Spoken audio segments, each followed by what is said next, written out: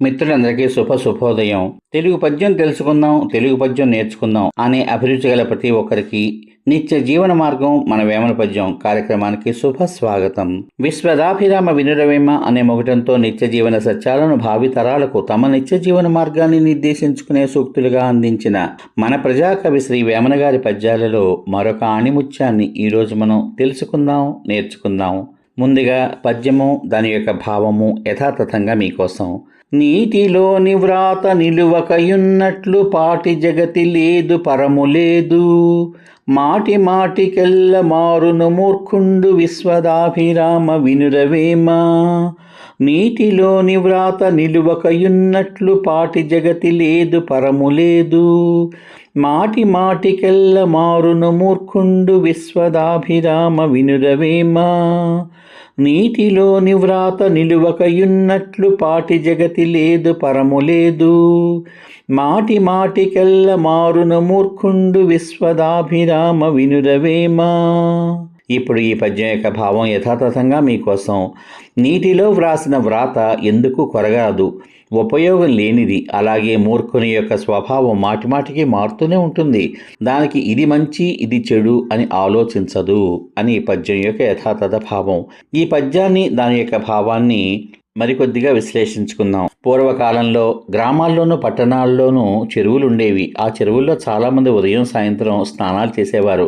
ఒక స్నేహితుడు, ఒరేయ్ నేను ఈవేళ ఈ నీళ్ల మీద ఏం రాశానో చెప్పుకో చూద్దాం అని ఆ స్నేహితుడు చూస్తూ ఉండగానే తన వేలితో ఏదో ఒక వాక్యం రాసేవాడు. కానీ ఆ స్నేహితుడు ఆ వాక్యం ఏంటో చెప్పలేకపోయేవాడు. దానికి కారణం నీటి మీద రాసిన రాత నిలబడదు కాబట్టి.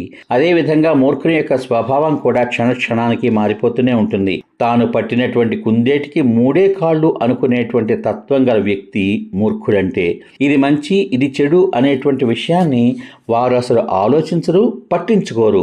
వారికి తెలిసిందల్లా తమ పంతం నెగ్గిందా లేదా, తాము అనుకున్నది జరిగిందా లేదా అన్నదే వారికి కావాలి. వాళ్ళకి కావాల్సింది కేవలం తాము అనుకున్న ఫలితం రావడమే.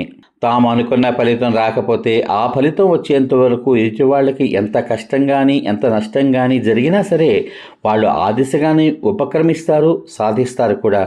ఈ ప్రక్రియలో కొన్ని ప్రాణాలు పోవచ్చు, కొన్ని మనసులు బాధపడవచ్చు, గాయపడవచ్చు. అయినా సరే వారు అటువంటి సున్నిత భావాలకి పొరపాటున కూడా అవకాశం, స్థానం ఇవ్వరు. అందుకే అంటారు పెద్దలు, వాడితో ఎందుకురా వాడి పెద్ద మూర్ఖుడు అని. అంతేకాదు, చేరి మూర్ఖుల మనసు రంజింపరాదు అని కూడా అంటారు. ఈవేళ మన సమాజంలో ఎన్నో కుటుంబాలలో సెల్ ఫోన్ చేస్తున్నటువంటి నిర్వాకం మనం పరిశీలిస్తూనే ఉన్నాం. పుట్టిన పిల్లలు తమ పనులకు అడ్డు రాకుండా ఉండడం కోసం తమ చేతిలో ఉన్న సెల్ ఫోన్ వాడి చేతిలో పెట్టి తమ పనుల్లో నిమగ్నమైపోతున్నారు ఇంట్లో పెద్దవాళ్ళు. పని కాగానే వాళ్ళ చేతుల్లోంచి ఫోన్ లాక్కుంటే వాడు గుక్క తిప్పుకొని ఏడుపు ప్రారంభిస్తాడు. అది చివరికి వాడు సెల్ ఫోన్ కూడా లేకుండా బ్రతకలేని స్థితికి దారితీస్తుంది. సెల్ ఫోన్ కొనివ్వలేదని అపార్ట్మెంట్ ఆఖరి అంతస్తు నుంచి దూకేసిన కుర్రాళ్ల సంఘటనలు, తల్లిదండ్రులను దారుణంగా హింసించి వార్తా కథనాలు మనం ఈ రోజుల్లో పేపర్లలో చూస్తూనే ఉన్నాం. వాళ్ళంతా మూర్ఖులే, పెద్దలు కాదు కదా. ఆ బ్రహ్మదేవుడు దిగొచ్చి చెప్పినా సరే వినని స్థితిలోకి చేరిపోయిన మూర్ఖులు వాళ్ళంతా. అందువల్ల మూర్ఖుల విషయంలో ఎంతో జాగ్రత్తగా మసులుకోమని వేమన మనకి ఈ విషయంలో తెలియచేస్తున్నారు. కార్యక్రమం ముగించబోయే ముందుగా ఈ పద్యము, భావము మరొక్కసారి మీకోసం. నీటిలోని వ్రాత నిలువకయున్నట్లు పాటి జగతి లేదు పరము లేదు, మాటి మాటికెల్ల మారును మూర్ఖుండు విశ్వదాభిరామ వినురవేమ. ఈ పద్యం యొక్క భావం యథాతథంగా మీకోసం. నీటిలో వ్రాసిన వ్రాత ఎందుకు కొరగాదు, ఉపయోగం లేనిది. అలాగే మూర్ఖుని యొక్క స్వభావం కూడా మాటి మాటికి మారుతూనే ఉంటుంది. వాళ్ళకి మంచి చెడ్డ అని ఆలోచన ఉండదు అని ఈ పద్యం యొక్క యథాతథ భావం. ఈ పద్యము, భావము కనుక మీకు నచ్చినట్లయితే ఈ వీడియోని మీ బంధువులకు, మిత్రులకు అందరికీ షేర్ చేయమని కోరుకుంటూ, రేపటి భాగంలో మరో ఆణిముత్యం లాంటి వేమన పద్యంతో మీ ముందుకు వస్తాను. అంతవరకు సర్వే జనా సుఖినో భవంతు. శుభమస్తు. స్వస్తి.